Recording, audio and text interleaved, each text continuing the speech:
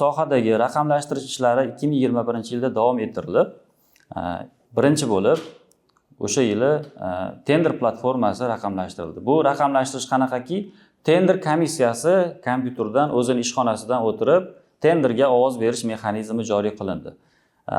Mana shu yilning o'zida 4146 ta o'tkazilgan tenderlar natijasida 1.9 trillion so'm davlat byudjeti va mahalliy byudjet mablag'lari tejashga erishildi. 2022-yili tender elektron platformasini yangilangan versiyasi, hozir ishlab turgan versiyasi ishga tushirildi.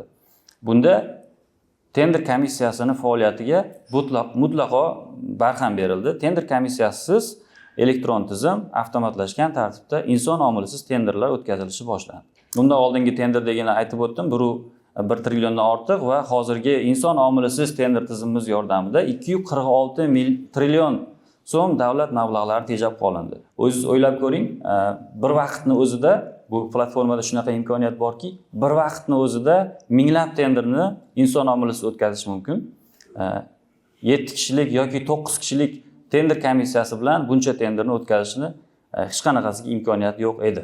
Hozirgacha tender tizimimizda 8564 ta unikal g'oliblar bor va boshlang'ich qiymati 49.37 trillion so'm bo'lgan 46.91 trillion so'mlik shartnomalar bizni tender platformamiz yordamida tuzilgan.